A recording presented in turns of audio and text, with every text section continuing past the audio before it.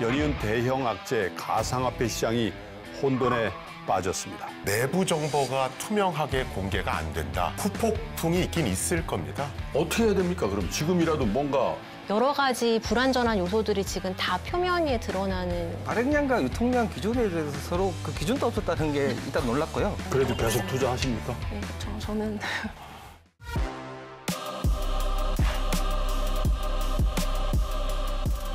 꾼의 시선으로 경제를 보는 프리미엄 경제 토크쇼 경제의 전쟁꾼의 김동환입니다. 세계 3대 가상화폐 거래소인 FTX의 파산, 국내 대표 코인 중 하나죠. 위믹스의 상장 폐지, 연이은 대형 악재 가상화폐 시장이 혼돈에 빠졌습니다.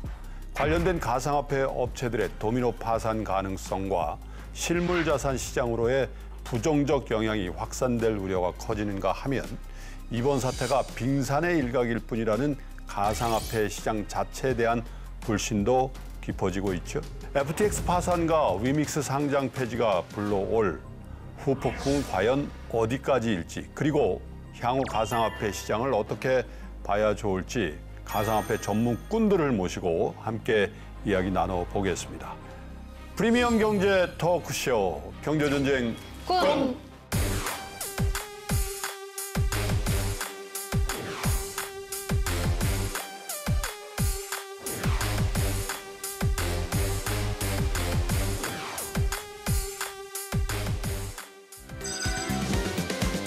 그동안 경제전쟁꾼에서도 수차례 가상화폐 시장에 대해서 다뤄봤었는데요. 그때마다 개념을 오롯이 이해하기가 쉽지 않다는 분들이 많았습니다. 더군다나 이번에는 FTX 파산과 위믹스의 상장 폐지라는 초대형 악재가 연이어 터진 상황이지 않습니까? 그래서 정확히 이게 무슨 상황이 벌어진 건지 기본적인 개요부터 정리해야 될 필요성이 있을 듯한데요. 자, FTX 파산. 거래량 기준으로도 세계 3위의 가상화폐 거래소였던 FTX가 겨우 열흘 만에 무너져 내렸는데요. 이미선 센터장님, 예? 네. 블록체인 전문 애널리스트 변신을 하셨는데 네. 이게 어떻게 된 일이에요, 이게? 네, 일단 11월 2일에 코인데스크라는 크립토 언론사가 있는데요. 예. 이 회사에서 FTX 거래소의 계열사인 알라메다 리서치 회사의 대차제조표를 공개를 했습니다. 예. 근데 이제 이 알라메다 리서치라는 회사는 이제 FTX의 계열사고 주로 VC처럼 투자를 하는 회사인데요. 예. 이 회사가 가지고 있는 총 자산 중에 40% 이상이 FTX 거래소가 발행한 자체 발행 토큰인 FTT라는 토큰으로 네. 40% 이상이 이제 채워져 있었어요. 예. 그러니까 이게 왜 문제가 될 수 있냐면 그렇다면은 이 토큰을 가지고 담보로 대출도 받았고 이걸로 직접 투자도 했고 그러겠죠. 그럼 이걸 기반으로 모든 투자가 이루어졌는데 그러면 FTT 토큰이라는 가치가 흔들리면 이 모든 것들의 가치가 사실 다 흔들릴 수 있는 거기 때문에 예. 사람들이 그 부분을 첫 번째 우려했고 두 번째는 FTX가 어떤 명목과 이유로 이 회사와 이러한 거래들이 이루어졌는지 FTT라는 토큰이 왜 그쪽에 그렇게 많이 가 있는지 이런 것들에 대한 좀 이제 우려를 좀 제기를 했었습니다. 네. 그러고 나서 11월 6일에 이 1위 거래소인 바이낸스 CEO가 자신들이 보유하고 있는 FTT 토큰을 전량 매도하겠다라는 이야기를 트위터를 통해 했습니다. 바이낸스가 갖고 있던? 네. 네. 그러니까 바이낸스가 예전에 FTX에 투자를 한 적이 있었고요. 네. 그 엑시스를 하면서 한 2조 원 정도 가량의 FTT를 들고 있는 게 있어요.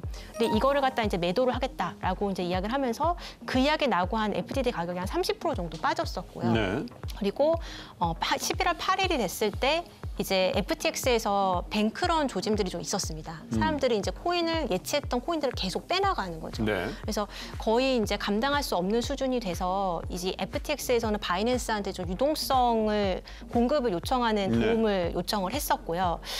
그리고 다음 날에 이제 바이낸스에서는 이거를 우리가 FTX 전체 다 인수하겠다 이런 깜짝 발언을 하게 됩니다. 예. 그래서 잠깐 시장이 좀 안도를 하는가 싶더니 바로 다음 날에 바이낸스가 우리가 아하. 빠르게 좀 보니까 인수 못하겠다. 하루 만에? 네, 왜냐하면 빠르게 이제 어쨌든 대차대표를 빨리 봤을 건데 네. 보아하니 너무나 이제 자본 쪽에 구멍도 많고 문제가 있다 보니까 우리가 감당할 수 있는 손실의 분량을 넘어서는 네. 규모이기 때문에 우리는 인수를 이제 안 하겠다 이런 발언을 하고 나서 이제 FTX가 바로 이제 파산을 신청을 하게 됐습니다. 그렇군요. 이게 사실 이 코인 업계, 블록체인 업계에서는 2008년도에 있었던 리만 브라더스의 파산과 견주어서 네. 지금 얘기를 할 정도로 그렇게 큰 이벤트가 발생했는데 그런가 하면은 지난달 24일에는 국내 5개 암호화폐 거래소 협의체 닥사에서 위믹스의 상장 폐지 결정을 발표를 했단 말이에요. 사실 국내 주식 투자자 내지 국내 코인 투자자 이게 더 이런 일이 있어? 이랬단 말이에요. 김세희 연구원은 어떻게 봐야 됩니까, 이거? 어떤 일인 겁니까? 일단 발생 순서대로 먼저 말씀을 드리면 처음 이제 10월 27일 날 닥사 같은 경우는 위믹스 이제 유통량을 문제 삼고 정확하지 않다라는 이유를 이제 근거로 위믹스를 투자 유의 결정을 내렸었고요. 예. 이제 그 이후 11월 10일 그리고 17일 두 번의 이제 유예를 거쳐서 최종적으로 24일에 이제 상장 폐지가 결정이 된 것이고요. 이걸 좀 구체적으로 말씀을 드리면 코인마켓캡이라고 하는 이제 저희가 공시된 어떤 자료나 이제 물량 같은 것들을 볼 수 있는 어떤 사이트가 있는데요. 이제 네. 거기에 게재된 물량과 그리고 닥사에 제출했던 위믹스의 이제 유통 물량의 차이가 있었다는 게 가장 주된. 그러면 안 되죠, 원래. 네, 그렇죠. 예. 사실상 안 되는 거고요. 근데 이게 좀 기준이 차이가 있었던 게 일단 10월 27일 이제 코인마켓캡 기준으로는 3억 1,842만여 개가 이제 유통량으로 표기가 되어 있었고요. 이제 그런데 이거는 이제 위메이드가 기존에 제출했던 공시보다 네. 30% 이제 많은 물량이고요. 그러다 보니까 이제 닥사에서 당연히 유통량 계획 정보보다는 이제 실제 유통량의 차이가 있다라고 보고 이제 상장 폐지를 이제 결정했다라고 봐주시면 될 것 같습니다. 사실 그 사이에 이제 17일에 중간에 한번 수정 공시를 했었어요. 그래서 이제 코인마켓캡에 총 2억 4,427억만 개로 이제 수정을 반영을 했었고요. 이제 이거에 가장 큰 차이가 발생했던 이유는 이제 위믹스 같은 경우는 이제 가상자산을 이제 담보로 맡기는 이제 대출업체들이 있거든요. 이제 코코아 파이낸스라는 대출업체에 이 위믹스를 맡기고 이제 그걸 기반으로 다른 토큰을 대출을 받아요. 근데 이거를 또 이제 다른 가상화폐의 준비금으로 예치를 하는 거죠. 그래서 그 과정에서 이거는 담보로 넣었기 때문에 실제 유통량이 아니다라고 본 거고요. 그리고 반대로 이제 닥사에서는 이제 유통량에 넣어야 맞다. 이게 여기서 차이가 있었던 건데요. 주식을 하시던 분들 입장에서는 오너가 주식을 담보로 대출을 받는 경우들도 있는데 이를 공시를 하진 않잖아요. 그리고 해당 주만큼 유통 물량에서 제외를 하는 게 당연한 이제 어떤 사례이기 때문에 좀 일반적이진 않았다 이렇게 보고 있습니다. 그래서 이게 또 상장된 대표적인 게임사 위메이드하고 연결이 돼 있다 보니까 위메이드 관련주가 또 하루에 3종목 다 하종가를 치는 그런 소동이 있었단 말이죠. 자, 그래서 이 FTX도 그렇고 위믹스도 그렇고 이런 큰 이벤트가 그냥 이 개별 회사, 개별 코인의 어떤 이벤트로 봐야 될지 아니면 근본적인 블록체인 업계의 생태계, 가상화폐 생태계의 어떤 문제에서 발현된다. 이렇게 보는 시각도 있고 좀 엇갈리는 것 같은데 김승주 교수님 어떻게 판단하고 계십니까? 일단 이 두 문제가 되는 회사의 업종은 다르죠. 네. FTX는 거래소고. 이제 위믹스를 만든 위메이드는 블록체인 기반의 게임을 만들려고 하는 P2E. 예, 그런 업체고요. 그런데 이번 사고의 원인은 근본적으로 동일하다고 봅니다. 예. 뭐냐면 그동안 이제 블록체인 기반의 여러 사업을 하는 그게 거래소든 뭐 게임 업체든 뭐든 간에 내부 정보가 투명하게 공개가 안 된다. 예. 예를 들면 뭐 코인의 유통량이라든가 예. 아니면 내부의 자산을 어떻게 투자하고 있느냐 뭐 이런 내용들이 투명하게 공개가 안 됐었는데 예. 이번에도 역시나 그 똑같은 이유로 문제가 발생했다. 이렇게 보고요. 그다음에 두 번째는 뭐 자전 거래 같은 게 그대로 방치되는 즉 내부 통제 시스템이 작동하지 않았다. 사실은 이 두 가지에 대해서는 예전부터 이런 알트코인을 중심으로 한 여러 가지 업체들의 어떤 문제점으로 계속 지적돼 왔던 겁니다. 그렇죠. 그게 반복됐다라고 보시면 되고요. 단 시장에서 충격이 큰 것은 우리가 보통 대마불사 그래서 이 정도 규모의 거래소면 안전할 거야. 네. 뭐 이렇게 막연히 믿는 게 있었는데 이게 뭐 세계 3위의 거래소인데도 그러니까요. 이런 게 방치됐으니까 예. 이게 얼마나 내부 부패가 심한 거야. 이런 거에 이제 투자자들이 놀랬다. 이렇게 보시면 될 것 같습니다. 그러니까 이게 세계 3위면은 우리 나라에 존재하는 거래소보다 훨씬 큰 거 아니에요? 그렇죠. 그러니까 또 우리나라도 걱정 아니냐 이렇게 보는 시각도. 이병욱 교수님은 어떻게 보십니까? 뭐 저는 딱 뭐 근본적 결함이고요. 네. 그 얘기하자면 규제 공백이랑 또 하나의 문제는 이제 거래소의 모든 헤게모니가 있다는 두 개의 근본 문제가 있고요. 이번에 봤을 때도 사실은 이제 금융회사는 그 진입 규제부터 영업 규제 뭐 이렇게 해서 수많은 규제가 있지 않습니까? 그렇죠. 이 규제를 둔 이유는 사회적 신용이 있는지를 평가를 하는 거거든요. 이제 금융회사는 아무나 해서는 안 되고 이제 사회적 신용이 있어야 되는데 그걸 평가하는 기능이 없는 거죠, 이 시장은. 근데 규제 공백 때문에 되는 거고요. 또 다른 축은 뭐냐면 일단 거래소가 고객 자산도 예탁을 하고 평가도 하고 자기가 상장도 하고 폐지도 하고 이 모든 헤게모니를 가지고 있다는 말인 거죠. 예컨대 뭐 공시를 했다고 하지만 공시는 말 그대로 발행자의 말을 그대로 믿은 거고요. 나중에 사후적으로 발견했을 때 거래소가 저긴 잘못됐으니 우린 폐지하겠다라고 하면 아무런 책임이 지금 없는 그렇죠. 거거든요. 근데 우리나라 뭐 거래소도 그렇지만 오히려 전통적인 금융은 탈중앙화가 돼 있어요. 아시다시피 뭐 예탁결제원이 있고요, 그 상장시원이 그렇죠. 있고 다 분리돼 있고, 증권회사도 따로 있고. 그렇죠, 다 따로 있지만 여기는 고객 자산까지 수탁을 하는 모든 걸 거래소가 다 갖고 있거든요. 그러니까 FTX도 문제가 됐던 거는 자기가 그 코인을 발행도 했지만 고객 자산에 손을 댄 거거든요. 그리고 이것도 이제 일방적으로 일단은 거래소들이 상장 폐지를 할 때 이 발행자가 대응할 방법이 사실은 없어요. 그러니까 이 두 가지가 근본 문제를 가지고 있고 더 큰 문제는 언제든지 재발할 수 있다는 거죠.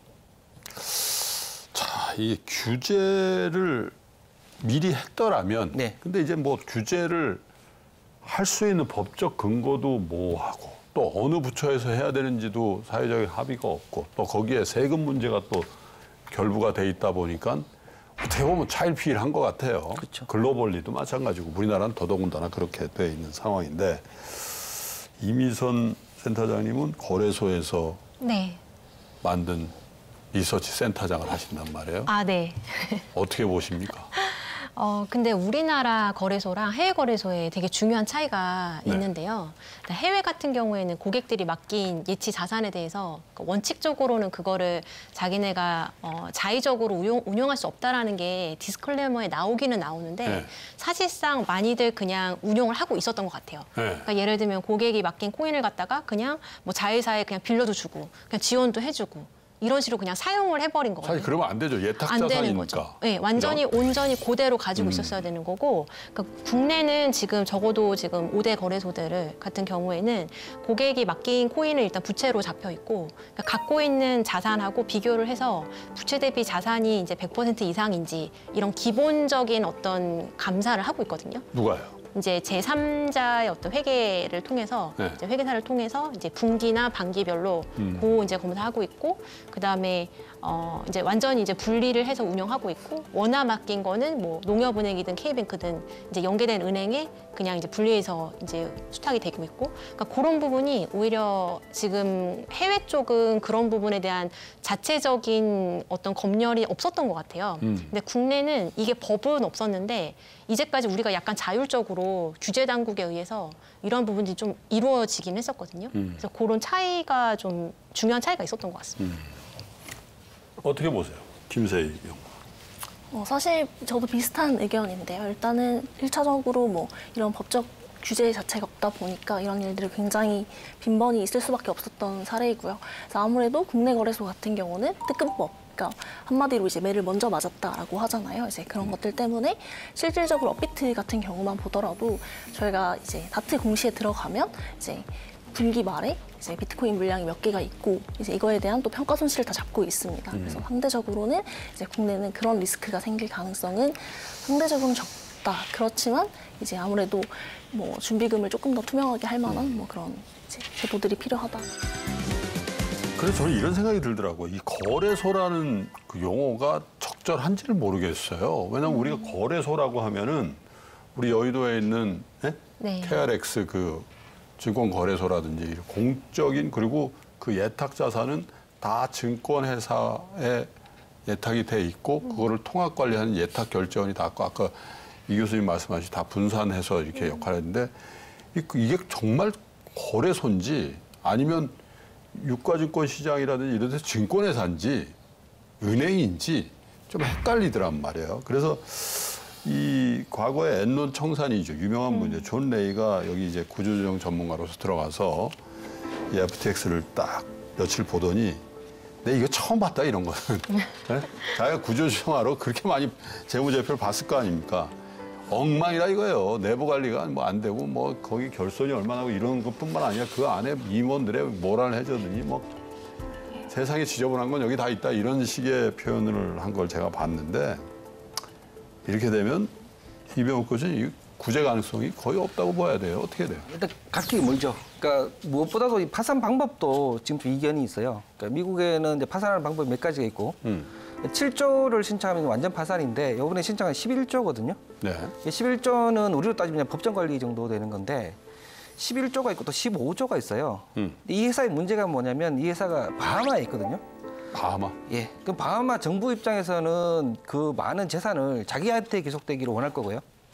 또 미국 정부는 미국 채권자가 먼저 받기를 원할 거지 않습니까? 이 11조로 처리하느냐 15조로 처리하느냐에 따라서 이 채권 우선순위가 달라져요. 근데 우선 신청은 11조로 했고 지금 존 레이도 11조로 지금 그 처리를 하고 있고 그래서 파산 신청서 상에는 무려 500억 달러, 우리 돈은 66조가 이제 최대 손실로 나와 있는데 문제는 바하마는 15조를 지금 요구를 하고 있고 많은 재산을 이미 바하마가 압류를 하고 있거든요. 네. 그럼 미국 입장에서는 빨리 11조로 처리를 해서 미국 기업이 우선 변제를 받기를 원하는데 15조로 처리를 하면 미국 기업의 우선 변제권이 또 사라져요.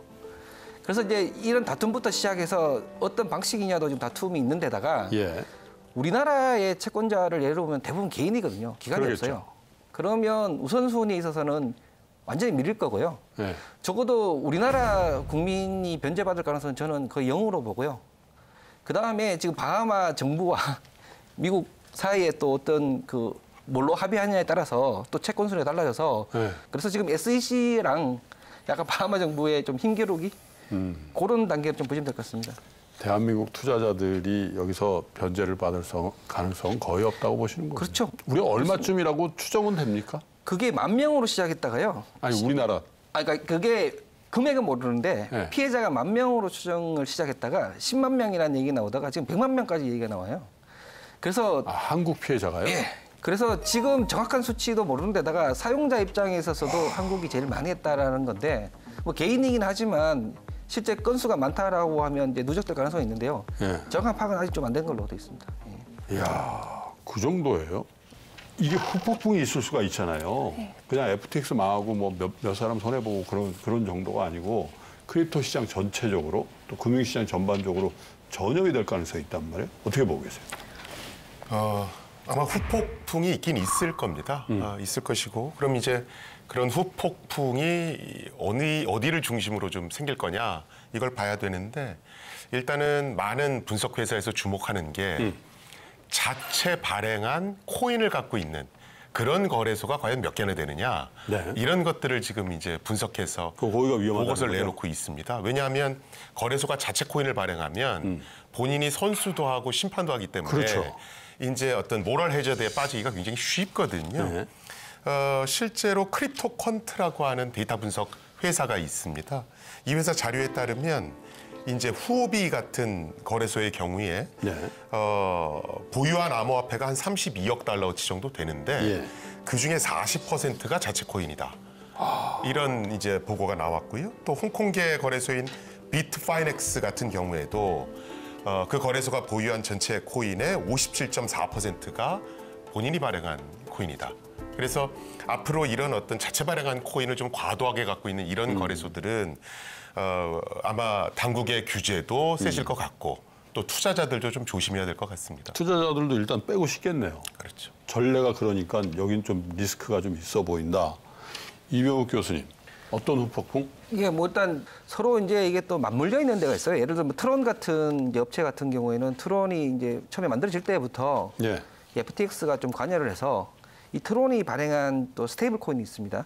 그걸 또 보유를 하고 있는데 이것도 또 락킹이 됐어요. 그러니까 서로 이제 맞물려 있는 형국이고 예. 그래서 이제 후오비도 뭐 이게 전염된다는 얘기도 나왔고 트론도 위헌하다는 얘기도 나와서 이게 보통 코인 업체들이 각자들이 발행한 코인을 각자들이 서로 이제 스왑해서 많이 가지고 네. 있었거든요. 그래서 이게 코인 업체에서는 서로 이제 번질 수밖에 없는, 그래서 당연히 후폭풍이 있을 건데, 이 어디까지 갈 거냐는 이제 이 투자자들이 얼마나 신뢰를 거둘 것이냐 하고 또 직결될 것 같아요. 그럼 차자손의 태풍일지, 아니면 결국은 담보 능력이 되느냐에 이제 퀘스천을 준 거거든요. 이 암호화폐가 과연 담보 능력이 있느냐라는 거에서 신뢰가 걷어지면 모든 담보가 사라지는 거니까. 그러면 아주 심각한 문제가 될 수가 있을 거고요. 예. 근데 이제 차자속의 태풍이 되면 다시 신뢰가 조금 회복이 되면 예. 걔가 또 담보 역할을 하는 건데, 여전히 이제 퀘스천이 있죠. 과연 부동산도 아닌 실물 자산이 아닌 것이 담보 역할이 되는 것이냐. 그래서 법정 앞에 법화를 빌리는 것이 과연 맞는 것이냐에 대한 이제 질문을 이번에 던진 거죠. 이민선 센터장님. 네. 우리 국내도 고파이 출금 지원 사태가 있었잖아요. 네네. 예, 어떻게 보세요? 네, 제가 이제 준비한 자료 구조를 좀 보면 이제 가운데 FTX 그룹이 있고, 네.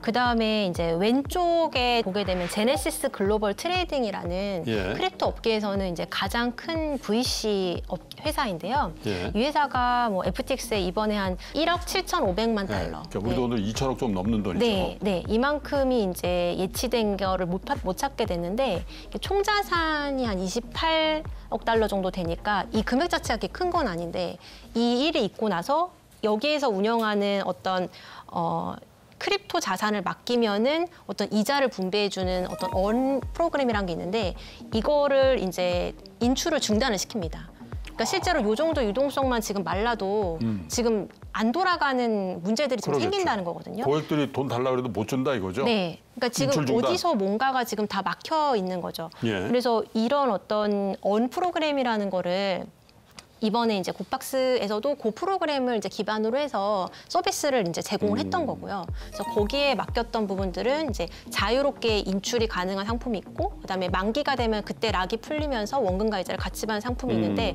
둘 다 현재로서는 지금 인출을 제네시스에서 중단을 하면서 자연스럽게 고파에서도 그 상품에 대해서는 네. 중단을 한다. 이렇게 이제 했고. 그렇군요. 그런 프로그램을 이제 다른 크립토 업체들도 사실 많이 이용한 걸로 알려져 있습니다. 네. 네, 그래서 여러 좀 방면으로 그 영향들이 좀 있을 거라는 생각이 좀 듭니다. 김성주 교수님 보시는 이 국내적인 파장? 일단은 사실은 국내는 우리가 뭐 제일 많이 알고 있는 뭐 특정 금융거래 정보법 뭐 이런 게 있습니다.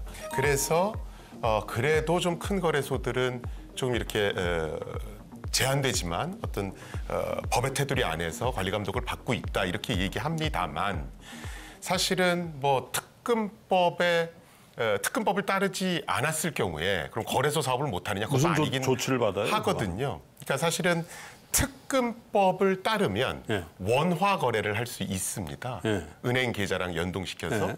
근데 특검법을 안 따를 경우에 원화 거래 안 하고 그냥 암호화폐를 주고 암호화폐를 사는 그런 거래는 또 할 수 있거든요. 그래서 사각지대에 놓인 거래소들도 분명히 상당수 있는 건 사실입니다. 그래서 뭐 우리나라는 특검법이 있기 때문에 우리 자산시장은 안전해 이렇게 얘기하기는 조금 무리가 있고요. 그래도 원화 거래를 하는 대형 거래소는 그래도 좀 낫다. 뭐 이렇게 볼 수는 있겠습니다. 이 교수님, 네. 어떻게 해야 됩니까? 그럼 지금이라도 뭔가 조치를 해야 되고 뭐 점검하고 더 이상 피해가 안 나오도록, 적어도 우리 대한민국 코인 투자자들이 피해를 최소화하려면. 예, 해야죠. 그러니까 이게 지금 하는 게 금융이거든요. 네. 그러니까 목적물은 금융이 아니지만, 그러면 금융법에 있는 모든 거를 적용을 하면 되는데요. 이미 정답은 있어요. 그러니까 지금 모든 피해가 사실 자본시장법에서 일어날 수 있는 피해가 다 일어나고 있는 거니까 자본시장법을 그냥 적용하면 되고요. 해킹 피해 같은 경우에는 전자금융거래법을 적용을 하면 되고, 그다음에 이제 예치금 분리는 예탁결제원에 같은데 분리를 하면 되니까 전자등록업법을 적용을 하면 돼요. 근데 문제는 이걸 적용하는데 다 적용하느냐 아니냐 가지고 지금 좀 약간 힘겨루기가 좀 있는 거고요. 네. 서로. 더 이제 큰 문제는 뭐냐면, 아까 이제 특검법은 자금 세탁 방지를 위한 법이지 투자자 보호를 위한 법이 아니거든요. 글쎄. 근데 거기 있는 법령은 아까 이제 계정을 따로 계산해서 표기하라는 거지 고객 자산을 분리하는 얘기는 아니고요. 그것도 현금 자산만 분리하는 거예요.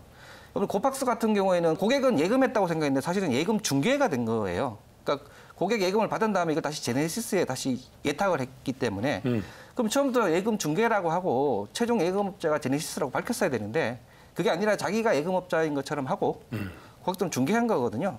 근데 이런 행위가 이제 가능한 이유는 분명히 이제 미인과 금융 행위를 하고 있고 뭐 예금 수탁을 하고 있는데도 불구하고 이제 법령이 적용이 안 되기 때문이고요. 요런 걸 규제할 수 있는 법은 없죠.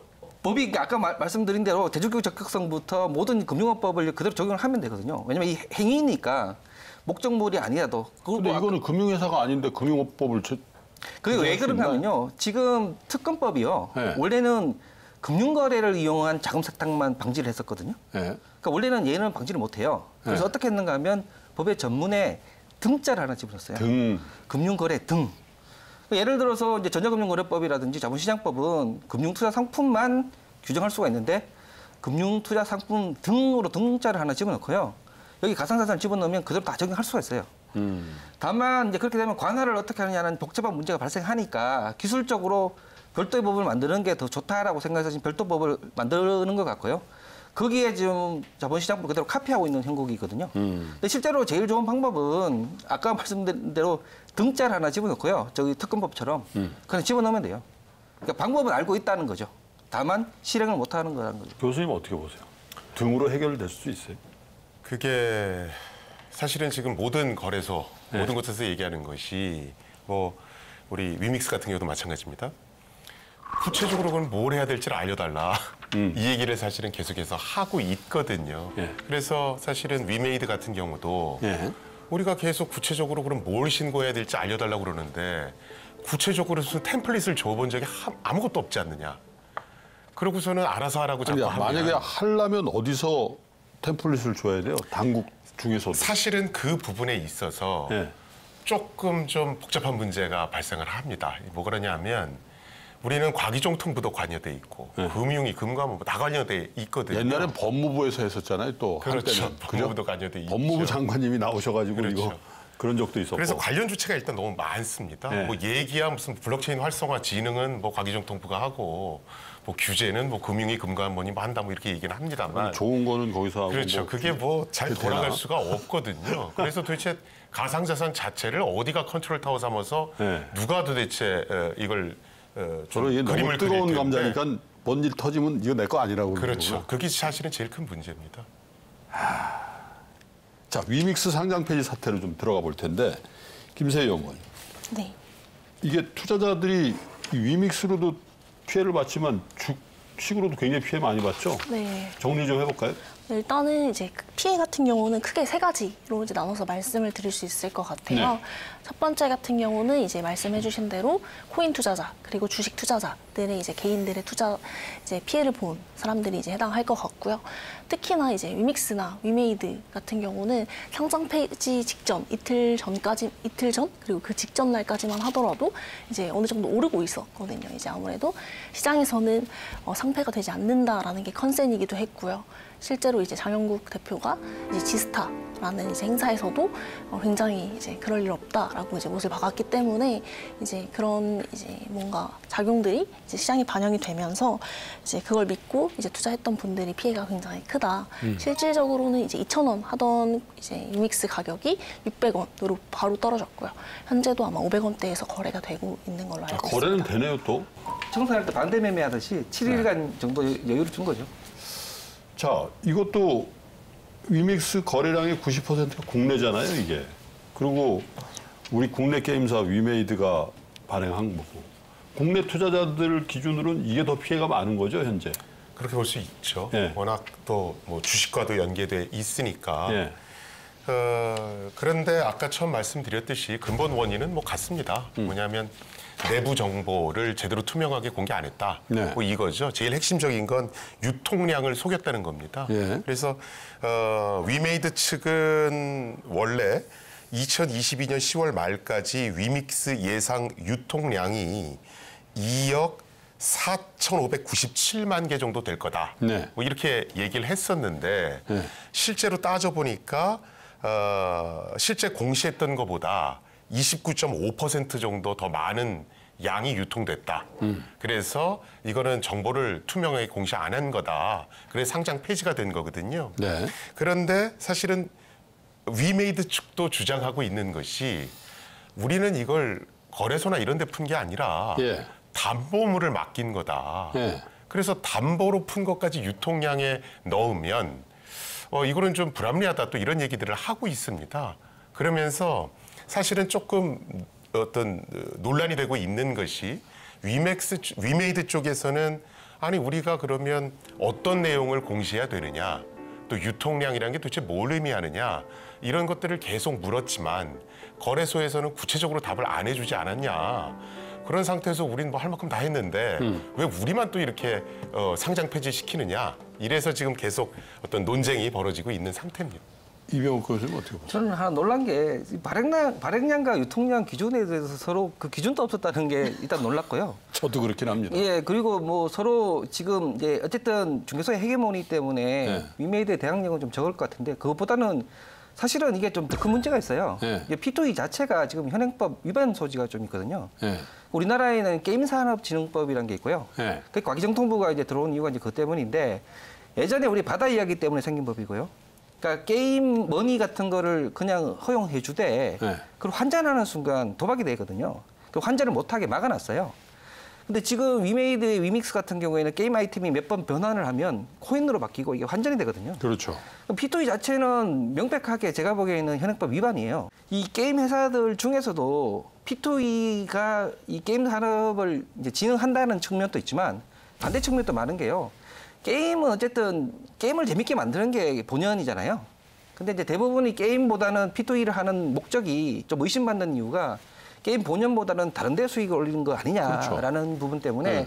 지금 이 문제가 이제 명확하게 좀 정해지면 지금 P2E라는 부분을 허용할 것이냐 말 것이냐는 게 정해지면 사실 이건 이 다툼의 여지가 없는 거죠. 어차피 거래가 안 되는 부분이니까. 근데 이게 금융시장이라는 건 사실 어떤 개념 정의에 대해서 서로 간에 합의하고 그 부분에 더 인정하고 또 제3자가 서드파티가 그 부분에 대해서 보증해주는 어떤 그런 것들이 필요한데 그렇죠. 그 전제가 없었다 이렇게 볼 수 있으니까 앞으로도 이런 일들은 반복해서 나올 수 있는 거 아니냐. 이런 류의 그 합의되지 않은 개념 정의가 합의되지 않은 일로 해서 다툼이 있을 수 있잖아요. 아, 네, 야, 되게- 우리는 그렇게 생각 안 했다니까.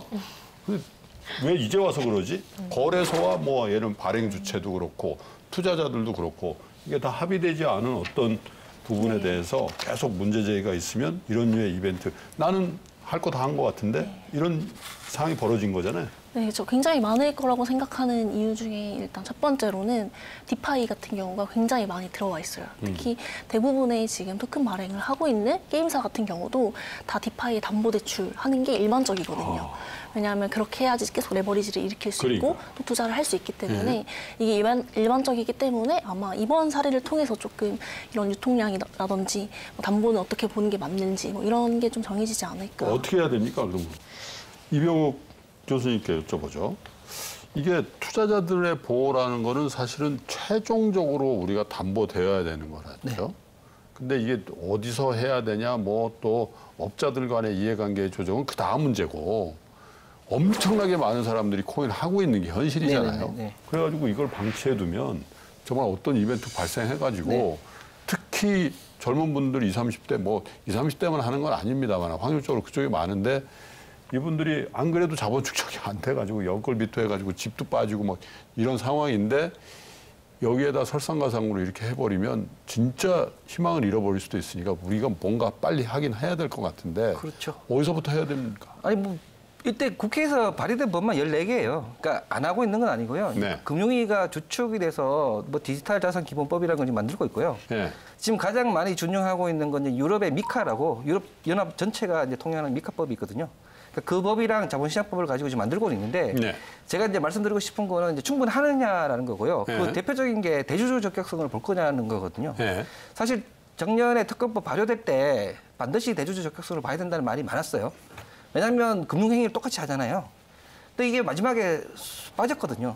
그러니까 그런 행위를 하고 있는 자들의 대주주 적격성을 봐야만 되는 이유가 고객 돈이 수탁이 돼 있고 5조 10조가 수탁이 돼 있단 말이에요.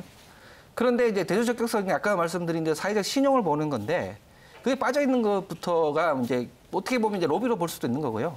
그러니까 어느 수준까지 임플리멘트 할지는 문제지만 사실은 정답은 아까 말씀드린 다 알고 있어요. 어떤 문제가 발생한지 자본시장법에 처벌이 다 있고 벌칙이 다 있기 때문에 그대로 카피를 하면 되는데 이제 어디까지 올지는 모르겠지만 근데 어쨌든 진행되고 있는 거는 미카법이랑 자본시장법을 준용해서 그 어느 중간선 정도를 지금 만들고 있고 미카법? 그 유럽 연합이 공통으로 쓰기 위한 법을 유럽 연합이 만들고 있고요. 예. 거기에 대보면 스테이블 코인을 발행하긴 발행자의 지위가 어떻게 되나 아주 구체적으로 정해진 법이 있고요. 그걸 원용하고 우리나라 자본시장법 원용해서 지금 그 두 개가 약간 믹스된 형태로 지금 거의 완성 단계로 저희는 알고 있고요.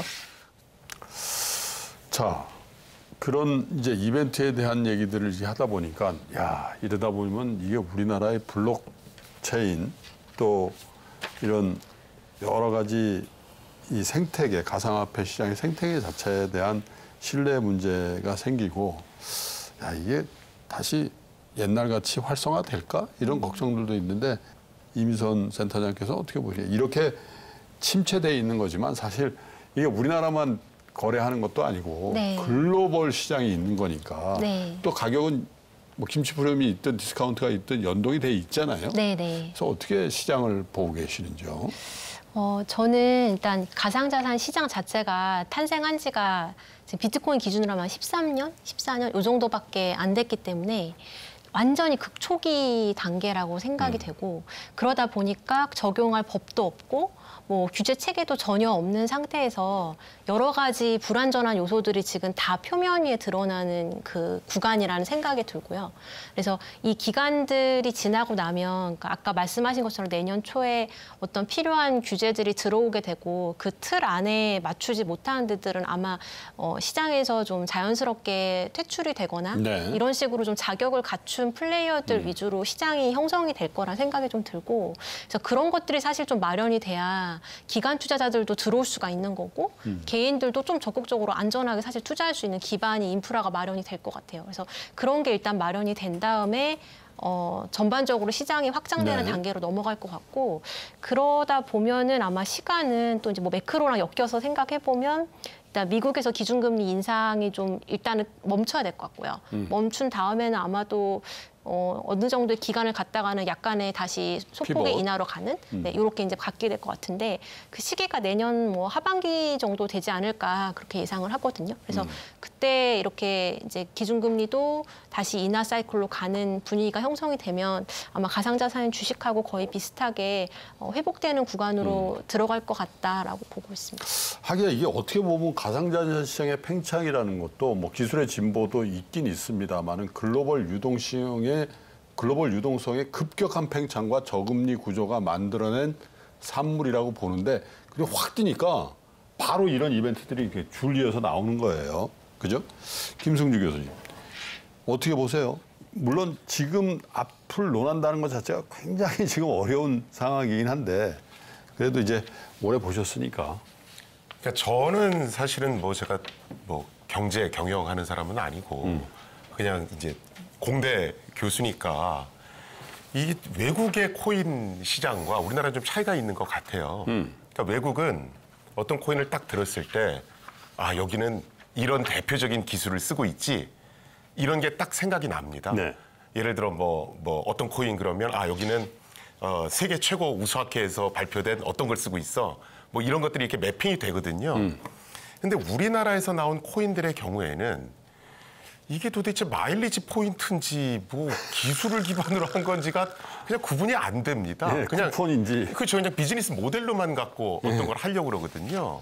그래서 사실은 우리나라도 조금은 좀 기술 집약된 그런 코인들이 좀 이제 나올 시기가 됐다. 저는 그렇게 개인적으로 보고 있고요. 두 번째는